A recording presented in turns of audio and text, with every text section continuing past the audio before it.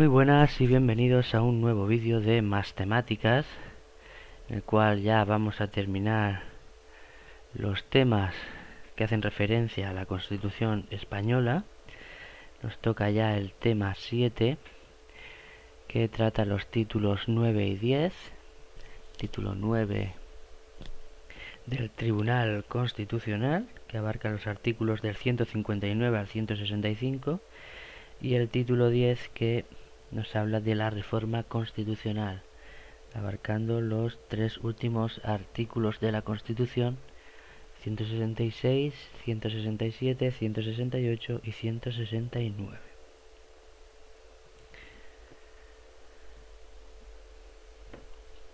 Pues bien, el artículo 159 nos habla de la composición del Tribunal Constitucional, tanto de su composición como de su mandato. El Tribunal Constitucional se compone de 12 miembros, nombrados por el rey, como siempre, todo lo nombra el rey. De ellos, 4 a propuesta del Congreso por mayoría de 3/5 de sus miembros, y 4 a propuesta del Senado, con idéntica mayoría de 3/5 también. 2 a propuesta del Gobierno y 2 a propuesta del Consejo General del Poder Judicial. ¿Vale? Serían 4 y 4, 8, y 2, 10 y 2, 12. Los miembros del Tribunal Constitucional deberán ser nombrados entre magistrados y fiscales, profesores de universidad, funcionarios públicos y abogados, todos ellos juristas de reconocida competencia con más de 15 años de ejercicio profesional. Los miembros del Tribunal Constitucional serán designados por un periodo de 9 años y se renovarán por terceras partes cada 3, ¿vale? La tercera parte de los que componen el Tribunal Constitucional será renovada cada 3. La condición de miembro del Tribunal Constitucional es incompatible con todo mandato representativo, con cargos políticos o administrativos, con el desempeño de funciones directivas de un partido político o un sindicato, y con el empleo al servicio de los mismos, con el ejercicio de las carreras judicial y fiscal, y con cualquier actividad profesional o mercantil. En lo demás, los miembros del Tribunal Constitucional tendrán las incompatibilidades propias de los miembros del Poder Judicial. Los miembros del Tribunal Constitucional serán independientes e inamovibles en el ejercicio de su mandato.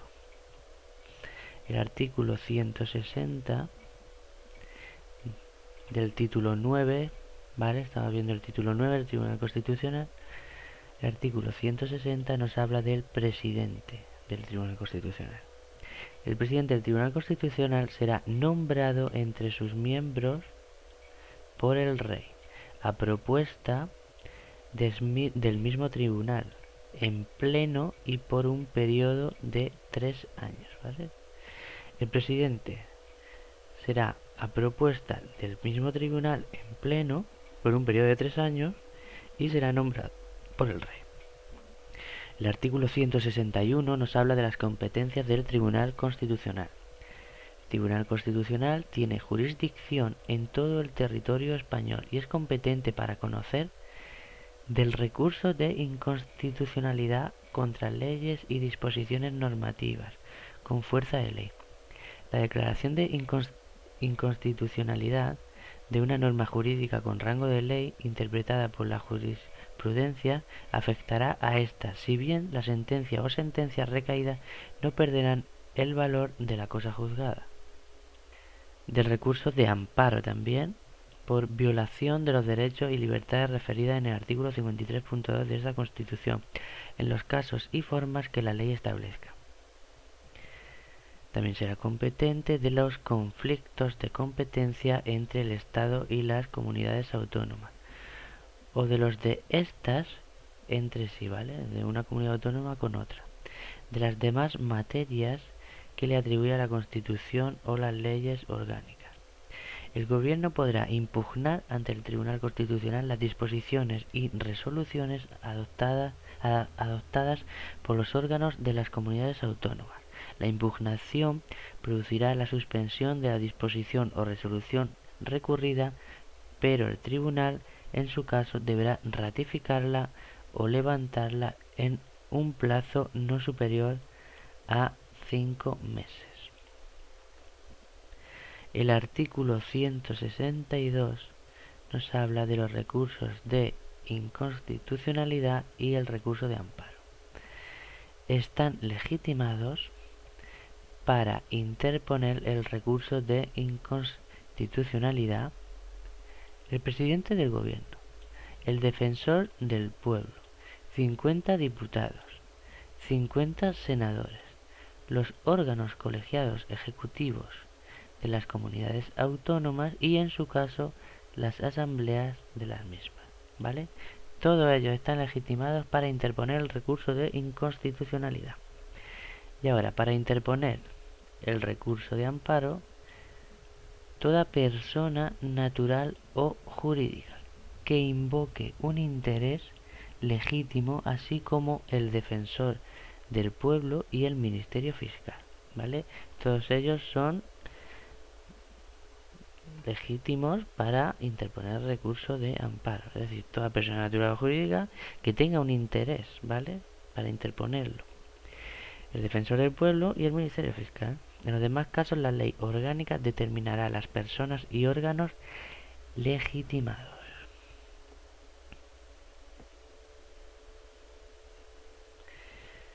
Seguimos con el título 9 del Tribunal Constitucional. Y el artículo 163 nos habla de la cuestión de inconstitucionalidad. Cuando un órgano judicial considere en algún proceso que una norma con rango de ley aplicable al caso, de cuya validez dependa el fallo, pueda ser contraria a la Constitución, planteará la cuestión ante el Tribunal Constitucional en los supuestos, en la forma y con los efectos que establezca la ley, que en ningún caso será suspensivos. Sentencias. Las sentencias del Tribunal Constitucional se publicarán en el Boletín Oficial del Estado, en el BOE, con los votos particulares, si los hubiere. Tienen el valor de cosa juzgada a partir del día siguiente de su publicación y no cabe recurso alguno contra ellos, ¿no? Lo que digan no hay forma de cambiarlo. Las que declaren la inconstitucionalidad de una ley o de una norma con fuerza de ley, y todas las que no se limiten a la estimación subjetiva de un derecho, tienen plenos efectos frente a todos. Salvo que en el fallo se disponga otra cosa, subsistirá la vigencia de la ley en la parte no afectada por la inconstitucionalidad. Es decir, se puede declarar inconstitucional un artículo, un capítulo, pero no con ello implica que se derogue la ley entera, ¿vale? Subsistirá la vigencia de la ley en la parte no afectada por la inconstitucionalidad. Artículo 165. Organización del Tribunal Constitucional. Una ley orgánica regulará el funcionamiento del Tribunal Constitucional, el estatuto de sus miembros, el procedimiento ante el mismo y las condiciones para el ejercicio de las acciones. Este artículo no nos dice nada, simplemente que una ley orgánica hará todo esto.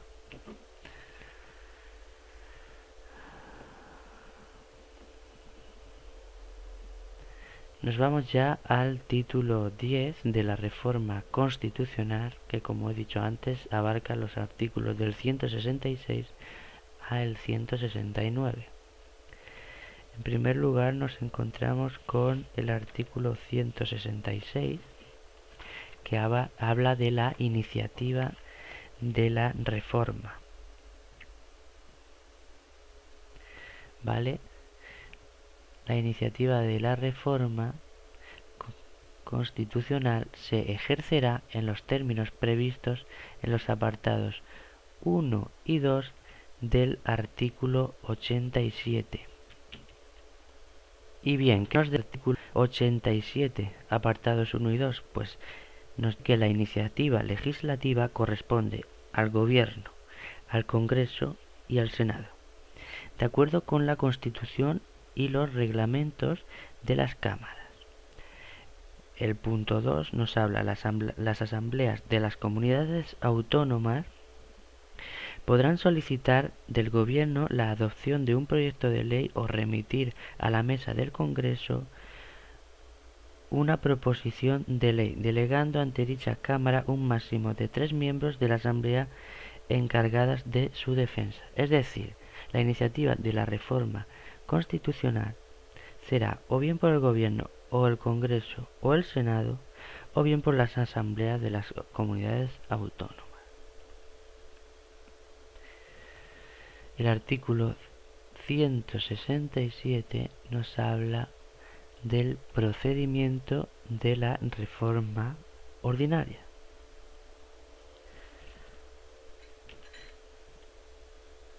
Vale, el caso del procedimiento de reforma ordinaria, y tenemos el caso del procedimiento de reforma esencial, en los que se toquen los títulos fundamentales de la Constitución, los derechos fundamentales y los títulos de mayor importancia. Pues bien, en este artículo, en el 167, como he dicho, habla de la reforma ordinaria. Los proyectos de reforma constitucional deberán ser aprobados por una mayoría de 3/5 de cada una de las cámaras, ¿vale? Necesitamos una mayoría de 3/5 de cada una de las cámaras. Si no hubiera acuerdo entre ambas, se intentará obtenerlo mediante la creación de una comisión de composición paritaria de diputados y senadores, ¿vale?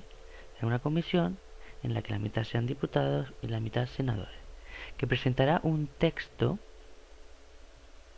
que será votado por el Congreso y por el Senado. De no lograrse la aprobación mediante el procedimiento del apartado anterior, y siempre que el texto hubiera obtenido el voto favorable de la mayoría absoluta del Senado, el Congreso, por mayoría de 2/3, ahora ya serían de 2/3 y no de 3/5, podrá aprobar la reforma. Bueno, pues una vez aprobada la reforma por las Cortes Generales, será sometida a referéndum para la ratificación, cuando así lo soliciten, dentro de los 15 días siguientes a su aprobación. Una décima parte de los miembros de cualquiera de las cámaras.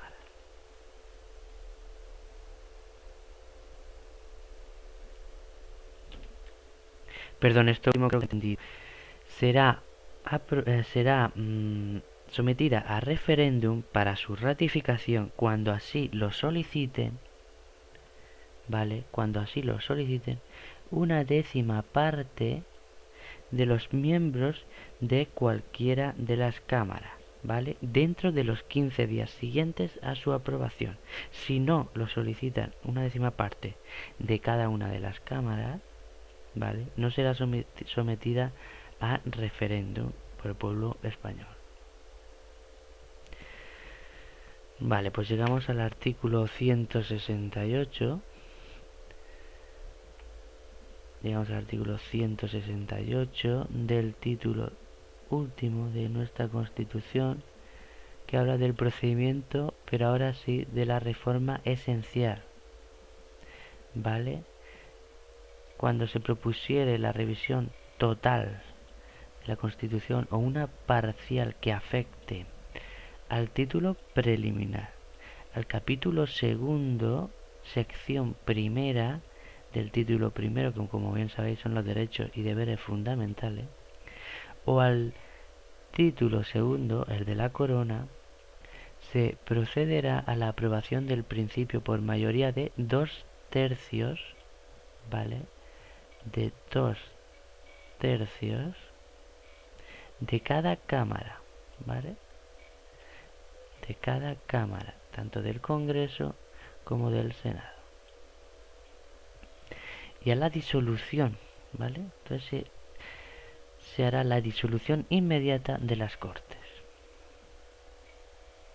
Pues bien, las cámaras elegidas deberán ratificar la decisión y proceder al estudio del nuevo texto constitucional, que deberá ser aprobado por mayoría de 2/3 de ambas cámaras igualmente, ¿vale?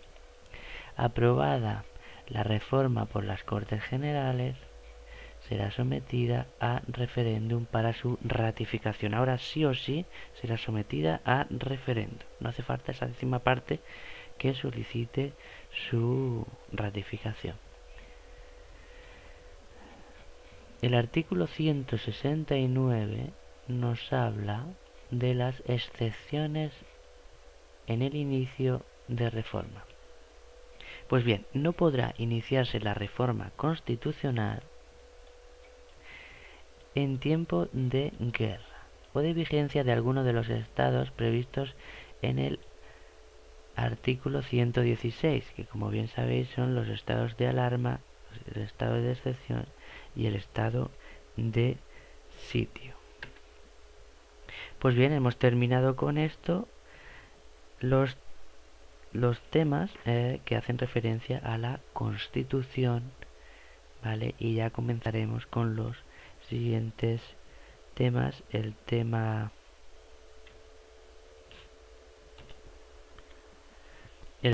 8, que nos habla del derecho penal, tema 9, delitos contra la administración pública, el tema 10, que habla del derecho procesal penal, el 11, policía judicial, el 12, la detención, el 13, de los cuerpos y fuerzas de seguridad, el 14, el cuerpo de la Guardia Civil, y el 15 y 16, régimen jurídico de las administraciones públicas, ¿vale? Bueno, pues hasta aquí el vídeo de hoy. Nos vemos en el próximo vídeo. Espero que os haya gustado y que os haya servido este vídeo. Y nada, deciros que si os gusta el canal y que si os es útil, pues simplemente que os suscribáis. Y lo dicho, hasta el próximo vídeo.